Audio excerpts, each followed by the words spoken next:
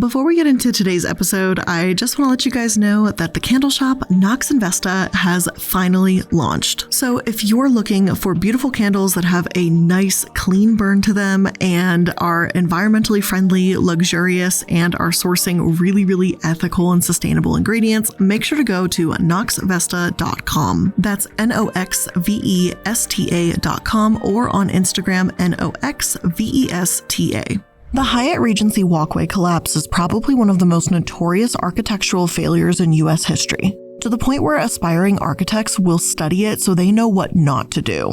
When this happened at the Hyatt Regency Kansas City Hotel in Kansas City, Missouri in 1981, it was the deadliest structural collapse up until the tragic events of the World Trade Center 20 years later.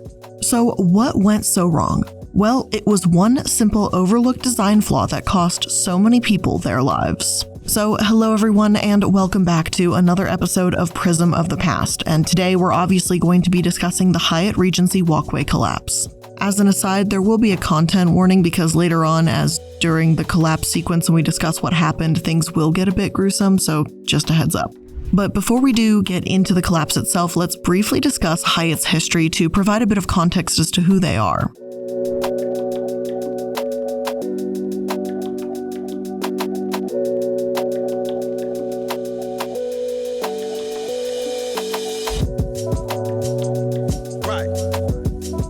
Their history as a corporation begins in the late 19th century, really, when Pritzker family immigrated to the United States from the Ukraine. Patriarch Nicholas Pritzker led the family to Chicago and founded Pritzker & Pritzker P&P, the law firm that later evolved into a management company. By the late 20s, P&P's best clients were the Goldblatt brothers, a low-priced Chicago department store chain. Through the Goldblatts, the Pritzkers connected with Walter M. Hayman, a leading Chicago commercial banker, and the two became business associates. The story of Hyatt Corporation begins with the succeeding generation of Pritzkers. By the early 1950s, Pritzker's oldest son, Jay, had become active in the family business. Something of a prodigy, Jay Pritzker had graduated high school at 14. He finished college thereafter and then took a law degree from Northwestern University. During World War II, he worked first as a flight instructor and later for the U.S. government agency that managed German-owned companies. In that position, he sat on corporate boards with men many years his senior. An accomplished deal breaker even in his earliest years, Jay would become later well known for his quickness at sizing up balance sheets and offering deals. Jay, beginning in 1957, made the initial deals that formed the basis for Hyatt. The Pritzkers were moving up in the world, and that's for sure. Jay bought a small Los Angeles International Airport motel named Hyatt House in 1957, and within only 4 years he expanded the property into a chain of 6 hotels. His younger brother, Donald, became the manager of operations. It's said that they made a good team, and within the first decade, the company expanded massively. The company went public in 1967, and that same year, they opened its first hotel with the Atrium Tower lobby in Atlanta, designed by the architect John Portman. The Portman Atrium was a 21-story interior courtyard designed so that each hotel room entered off a high-rise open space, set off with a central glass elevator leading to all floors, and hanging green vines growing from each floor's balcony. The overall effect was revolutionary because the Portman interior eliminated the impersonal hallway with rows of doors and brought to the hotel interior an open-air congeniality. With the spin-off of greater safety, feeling of security, and warmth, the Portman lobby became the hotel's signature and brought Hyatt to widespread notice for the first time, as well as advancing the concept of public space in buildings. There's many articles dedicated to the Portman lobby alone and how Portman has grown to be considered one of America's most influential architects because of it. Other sources critique Portman and his work, saying that his lobbies were more like casinos, hermetically sealed environments that substituted architectural flash for authentic urban vitality. In 1982, columnists for the Washington Post spoke of the difficulty navigating these spaces and wrote, "Indications of decadence are rife, but nowhere more so than in modern hotel lobbies. In such lobbies, it is possible to suffer vertigo as a result of the architecture and decor. Atlanta's Peachtree Plaza has a lobby that Lewis and Clark could not have found their way across." But whether you love or hate Portman's work, there is no denying its impact. What became the Hyatt Regency Atlanta was part of the 15-building Peachtree Center. Both Hilton and Marriott passed up on opportunities to purchase this property, but Hyatt bought it, finished the construction, and the occupancy rate reached 94.6%. They became a chain of 13 hotels by 1969, expanded internationally with Hyatt Regency Hong Kong, and again, all seemed untouchable. Of course, there were some troubling activities within the company. In the 70s, company president Hugh Skip Friend was found to have spent $300,000 worth on personal expenses. Seeing as Jay's brother Donald had passed away a few years earlier, Jay had to take on the duties of president, in addition to his responsibilities as chairman and CEO. And it was just too much on his plate. Even so, the company continued expanding, and of course, one of the projects that they took on was none other than the Hyatt Regency.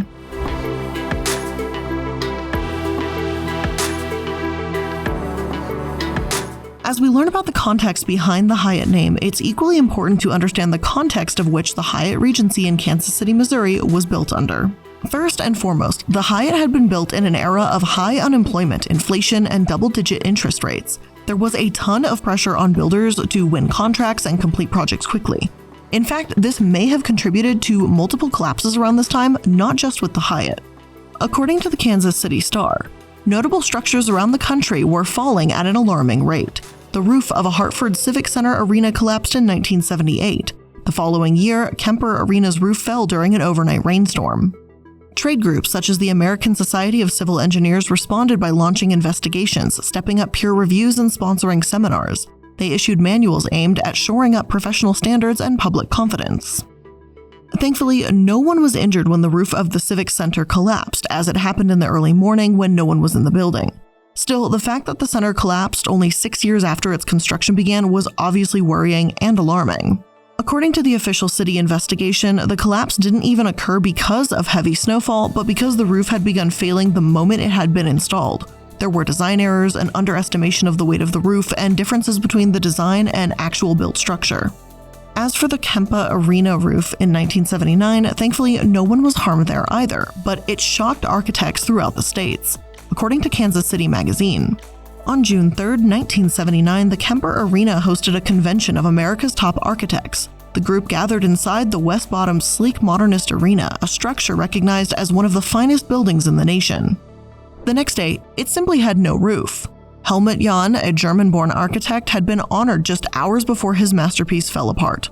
This columnless design was revolutionary, with no big poles in the way for viewers to see the 1976 Republican National Convention. Yet that same columnless design would be its downfall. The roof's weight couldn't be supported, and once a storm hit later that night, the roof collapsed to the floor. The arena's cool white exterior was largely intact, the New York Times later reported. But the interior was a mass of rubble, with the bright Missouri sun shining through a hole almost 200 feet square into the twisted remains of a scoreboard, ceiling trusses, and bright yellow insulation panels. Though in the Civic Center and the arena, no one was hurt, and that obviously wasn't the case for the Hyatt Hotel. You'd think that this simple mistake or design flaw would have led to architects, especially in the area, being a bit more cautious. But unfortunately, as we are about to unfold, that was not the case.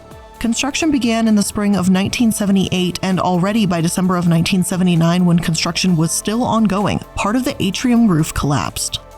The inspection team was called in. However, their contract dealt with the cause of the collapse. They had no obligation to actually check any engineering or design work. And seriously, the issues here were rampant so early on. Another source explains how this all went down. During January and February 1979, the design of the hanger rod connections was changed in a series of events and disputed communications between the fabricator, Haven Steel Company, and the engineering design team, GCE International Incorporated. The fabricator changed the design from a one-rod to a two-rod system to simplify the assembly task, doubling the load on the connector, which ultimately resulted in the walkway's collapse. The fabricator, in sworn testimony before the administrative judicial hearings after the accident, claimed that his company telephoned the engineering firm for change approval. GCE denied ever receiving such a call from Havens. On October 14, 1979, more than 1 year before the walkway's collapse, while the hotel was still under construction, more than 2,700 square feet of the atrium roof collapsed because of one roof connections at the north end of the atrium failed. In testimony, GCE stated that on 3 separate occasions they requested on-site project representation during the construction phase. However, these requests were not acted on by the owner, Crown Center Redevelopment Corporation, due to the additional costs of providing on-site inspection. Even as originally designed, the walkways were barely capable of holding up the expected load and would have failed to meet the requirements of the Kansas City Building Code. The fact that the atrium roof collapsed even before construction was finished speaks volumes as to how doomed this project was. It seems rushed, though I'll be the first to admit that I am not a professional with how long a project of this size actually takes. Still, to have it done in 2 years, even with a roof collapse in between, does seem a bit fast. And again, I'm not saying that this caused the events of 1981 by any means, simply that it probably did not help. When I decided to do a quick search to see how long it takes to build a hotel between 2010 and 2019, the average length of time was just over 3 years. So it kind of seems like in 1980, and considering a whole roof collapse occurred here, this job should have taken much longer than 2 years, right? Apparently not though, as in July 1980, the Kansas City Hyatt Regency Hotel opened for business, and within just a year, tragedy struck. Before we continue on to talk about the collapse and what happened afterwards, including lives that were lost, this is where we're going to take a break to thank today's sponsors for allowing us to create today's episode. When we return from this sponsored break, I will let you know that things will be graphic after we talk about the collapse and exactly what happened that night and the individuals that were there or the individuals that perished. So this is your heads up. When you're looking for a new set of glasses to frame your face, it should be easy, affordable, and accessible. And 5 years ago, Felix Gray realized that, and hence, they were born. Since that time, Felix Gray has been on a mission to create a better relationship with you and your glasses. It doesn't matter whether you're heading back to the office, back to school, or back to whatever, Felix Gray has you covered. And it's super easy to find the perfect frame for you, and it doesn't matter if you have non-prescription, prescription, readers, or maybe you're interested in blue light glasses. Felix Gray has it all for you. I currently have the Volta style in black, and I find that they sit really nice on my face, they're easy, and I almost forget they're there. So I'm definitely interested in checking out a few of their other pairs too. So if you want to see what Felix Gray can do for your eyes today, make sure you check them out now at felixgrayglasses.com/prism. Again, that's felixgrayglasses.com/prism. Free shipping, free returns, free exchanges. felixgrayglasses.com/prism. How did you choose which internet service provider to use? The sad thing is, most of us have very little choice because ISPs operate the monopolies in the regions they serve. They use this monopoly power to take advantage of customers, data caps, streaming throttles, the list goes on. But worst of all, many ISPs log your internet activity that sell your data to other big tech companies or advertisers. To prevent ISPs from seeing my current internet activity, I protect all of my devices with ExpressVPN. And I love ExpressVPN because it's one of the best ways to hide your online activity. You just download the app, tap one button on your device, and you're protected. I like that I can use it on my PC, but also that it translates over to my iPad, to my iPhone, to my work phone. I can just use it everywhere. It's super easy, it syncs up, and it always is going to do its job. So stop handing over your personal data to ISPs and other tech giants who mine your activity and sell off your information. Get yourself protected by visiting expressvpn.com/prism. That's expressvpn.com/prism to get 3 extra months for free. Again, go to expressvpn.com/prism right now to learn more.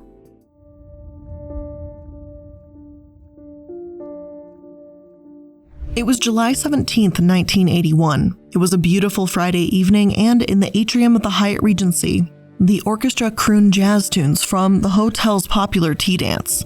Nearly 2,000 people were in attendance, although some sources say 1,500. Many of them were dancing. About 150 people peered down from 2 32-ton concrete walkways. One 2 stories up, the other 4 stories up, both of which were suspended by 1.5-inch thick steel rods. It started with the cement ripping from a wall before the 4th floor walkway plunged and landed on the 2nd floor walkway. A split second later, and both walkways slammed into the hotel ground.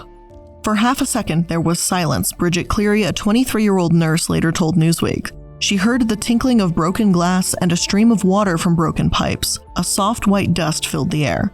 The music stopped, then everyone started screaming. Disembodied limbs sprouted from the wreckage, bodies lie in halves, necks snapped, some skin had already turned blue. It all looked like a human sandwich, arms and legs hanging out, said 27-year-old salesman Michael Loanshar. It was 7:05 p.m. Trapped victims tried to soothe each other. Survivors searched for missing loved ones, trying to pry boulders off bodies. It was truly a disturbing scene. The triage supervisor, Dr. Joseph Waycurl, would whistle for workers to be silent so he could locate cries for help. A triage center had to be set up in a hallway, and the parking structure served as a morgue.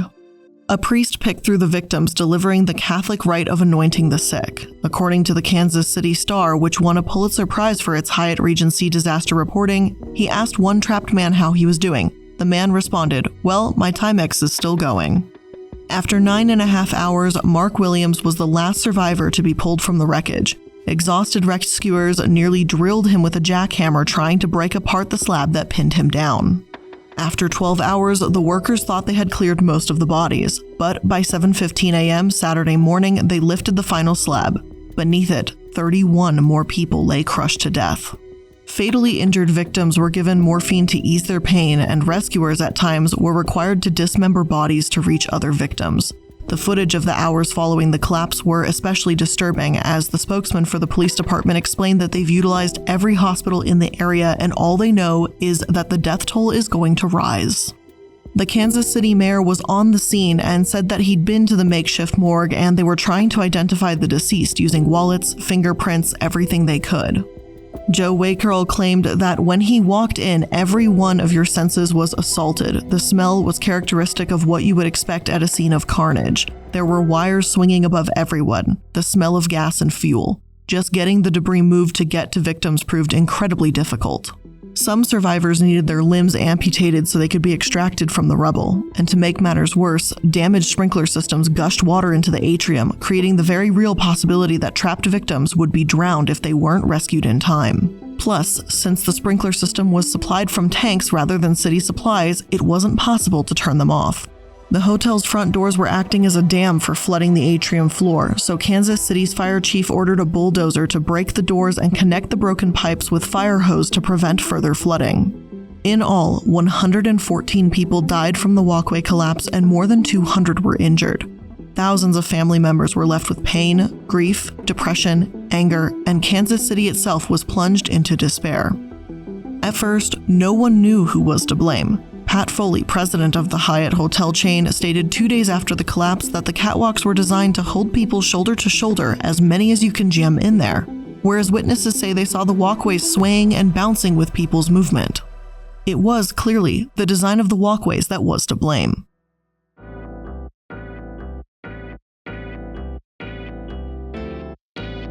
So, what caused this horrific tragedy? We know it was the walkways, but why?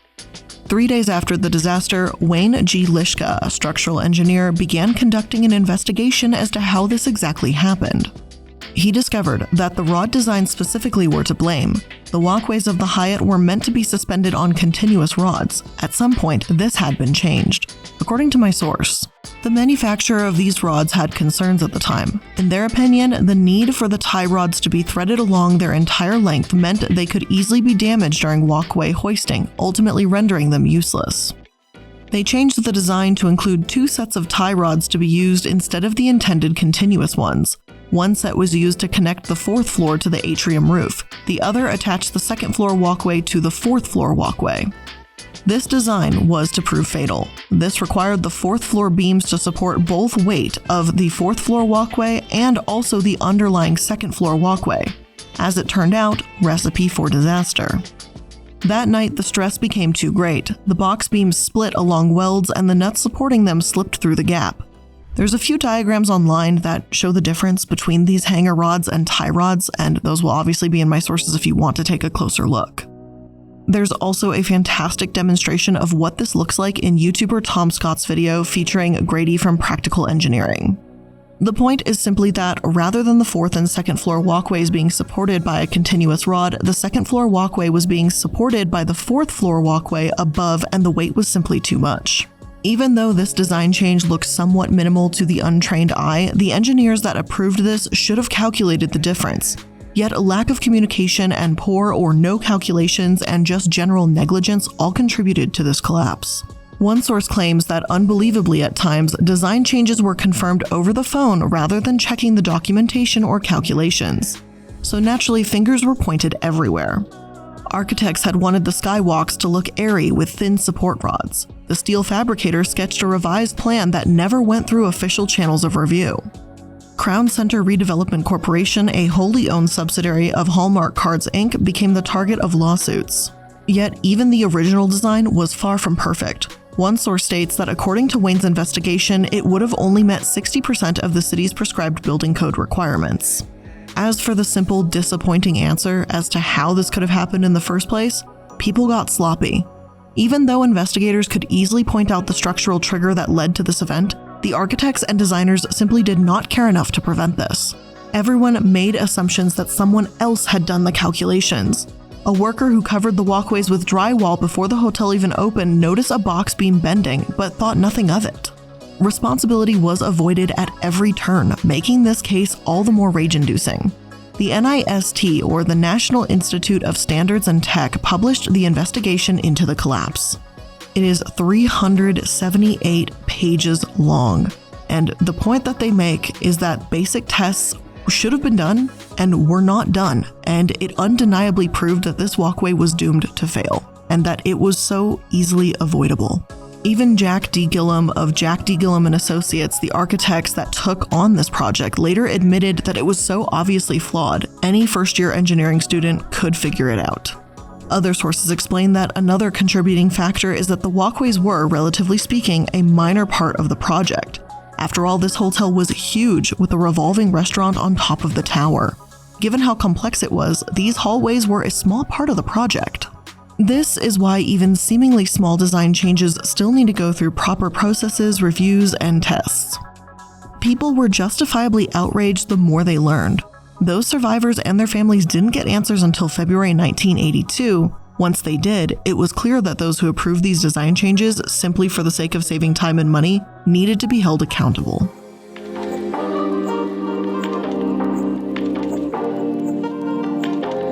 In February 1984, 2 years later, the Missouri Board of Architects, Professional Engineers, and Land Surveyors filed a complaint against Daniel M. Duncan, a structural engineer at the Jack D. Gillum firm who prepared and supervised the preparation of the structure's drawings. The complaint was also filed against Jack D. Gillum himself, as well as GCE International Incorporated, and charged the three with gross negligence, incompetence, misconduct, and unprofessional conduct in the practice of engineering. All three were found guilty, and subsequently, Duncan and Gillum lost their licenses to practice engineering in the state of Missouri. GCE had its certificate of authority as an engineering firm revoked. Hyatt, a name that had been unstoppable, profitable, and seemingly untainted, was now making headlines for the 100+ people that passed away in their lobby. Some engineers and firms went bankrupt after this, and while Hyatt survived, there's no doubt this became a chapter in their company history that they'd rather forget, considering the articles about them and their own company history fails to mention it. I will say that Gillum, at the very least, has held himself accountable and doesn't seem to have tried to blame others for his negligence. He said in interviews that the buck stops with me. This was my engineering seal on the plans.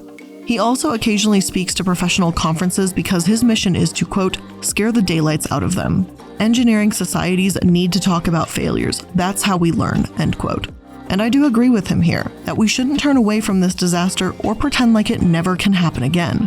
Believing we're invincible or unlikely to make the same mistake again is ignorance. Even a superficial look into history alone will tell us as much. Frankly, I agree with his mindset far more, and Duncan's own lawyer, Lawrence B. Gabriel, who claimed to be shocked and dismayed when the two lost their licenses. Which, quite frankly, should not be shocking considering what happened here. Gillum did put his seal on the plans. He is responsible for said plans, period. I understand this lawyer was just doing his job, but you gotta remember that people died here and you need to be accountable for that. Of course, as far as the families and friends that lost loved ones, I'm sure this brought little comfort. Civil lawsuits were filed and over $140 million were awarded to victims and their families. A large amount of this money was from Crown Center Corporation. According to a New York Times article released around this time, the agreement also calls for Hallmark Cards to pay $6.5 million over the next 4 years to 7 of the city's charities. The contributions were explained in an agreement as a healing gesture to help Kansas City put the tragedy of the Skywalk's collapse behind it. Recipients of those funds include the Heart of America United Way, the Truman Medical Foundation, and the Children's Mercy Hospital. Judge Wright called the settlement unprecedented, adding that the fact the case was settled was almost a wonder in itself. There were quite a few lawsuits filed around this time, and not just from civilians. There were also rescuer claims made, such as one from fireman Moen L. Phillips, who alleged he suffered physical and emotional damages as a result of his rescue work in the hotel after the skywalk's collapse. Hallmark, the owner of the Crown Center Corporation, tried to dismiss Phillips' complaint on the grounds that it was barred by the Fireman's Rule. And the Fireman's Rule, if you have never heard of it, is this: an old common law doctrine that bars injured public safety responders from maintaining a negligence action against a tortfeasor whose alleged malfeasance is responsible for bringing the officer to the scene of a fire, crime, or other emergency where the officer is injured. Most states have a fireman's rule in place, and that does include Missouri. Simply put, it's a way of saying you can't bring a lawsuit against the company where you arrive to rescue people since it's part of your job. And I understand that that is very much an oversimplification, but that is the gist of it. At first, this worked and the motion was dismissed, but in April 1986, the decision was reversed. After all, freak accidents do happen, but rescuers weren't just in danger because the walkways collapsed, but because of the poor construction and negligence itself. However, once 79 similar cases on behalf of over 150 people were brought forward, the Missouri Supreme Court unanimously reinstated the judgment of dismissal. Rescuer claims were barred again. However, other rescuer suits still proceeded under the banner of class action. On December 17, 1987, AP News wrote, U.S. District Judge D. Brooke Bartlett gave final approval Tuesday to the settlement of the lawsuit and to the class, which included 190 responders, their spouses, and others who suffered injuries directly related to the collapse of the skywalks and rescue operations. Approval of the settlement will end 6 years litigation over liability for damages and responsibility for the disaster of July 17, 1981 during a hotel tea dance. And 6 years has got to be an incredibly frustrating time to wait, especially in a case that you would think is so incredibly straightforward. After all, we've talked about how obviously negligent those responsible here were, yet it took 6 years for some families to settle these cases. And for the record, I know it's not all about money here, and I'm sure all of them would have rather had their family members back. But it's disappointing that many had to wait this long for any sense of closure. Yet another aspect of these lawsuits was somewhat unexpected, and it was the fact that it wasn't just the civilian victims of the walkway collapse filing suits, but the Hyatt Regency Hotel itself. Apparently, they filed a $4 million lawsuit against Haven Steel Corporation, Gillum Collicle Consulting Structural Engineers Incorporated, and Eldridge & Son Construction Co. Incorporated, the general contractor. After all, Hyatt Regency Hotel had trusted their architects, and after such a horrific event occurred at one of their properties, well, their name and reputation were certainly going through the ringer. I wasn't able to find out exactly what happened with this specific set of lawsuits, and sources some don't even mention it, but from what I can tell, Haven Steel, Gillum, and every other construction, engineering, and design company that had a role in this could have easily prevented it, and to some extent was held accountable.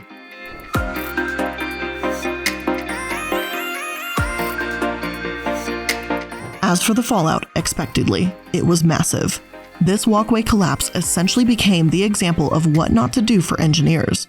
According to one source, many false theories persist about the cause of this fatal collapse. The failure was not due to poor workmanship, shoddy materials, a rushed schedule, swaying from dancing, harmonic vibrations from the music, poor contractor communication, or design changes that did not receive proper review. As documented in the official investigation report, 2 professional engineers issued sealed design drawings without performing critical calculations to determine whether sufficient load capacity existed. Casting blame on others is easy and simple. However, focusing responsibility on our own engineering profession teaches us a hard-earned history lesson. Overlooking a small detail, even on a multi-million-dollar project, can prove fatal. Few people know or remember that the original design also would have failed, as seen in the deflection of flanges of the box beam on one skywalk that remained. The engineers failed to conduct stress calculations on either design, yet the structural engineer of record, Gillum, applied his professional seals. Although we can't know exactly how and when the original designs might have failed since they were never used, the fact that no stress calculation test was ever done ultimately is the culprit here. I do believe the horrible communication and rush schedule may have played a role, but had these calculations been done, this entire tragedy could have been avoided. Hence why this has become such an important lesson among engineers. Standards of peer review improved as a result of the Kansas City Codes Administration became its own department.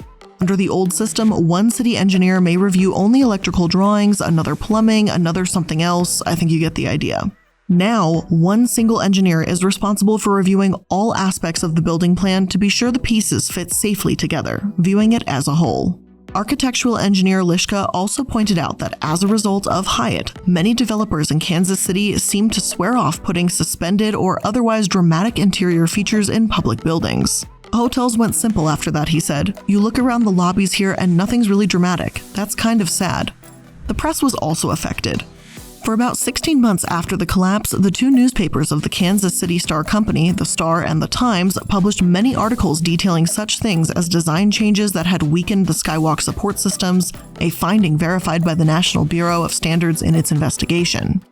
The paper's investigations also found structural failures and defects that arose in the construction of the hotel, lapses in engineering and construction practices, and faults in the city's code enforcement department. Kansas City had been at a turning point, catching its breath from their tremendous progress in the 1970s, so this was a stinging blow to community pride. A lot of people, especially businessmen, seem to blame the press for spreading this throughout the country. Hallmark itself never really had a bad line of press anywhere before, so to suddenly have to deal with this terrible tragedy and all the implications was incredibly difficult for them. Though Kansas City was obviously affected, the entire nation felt the ripple effects of the disaster.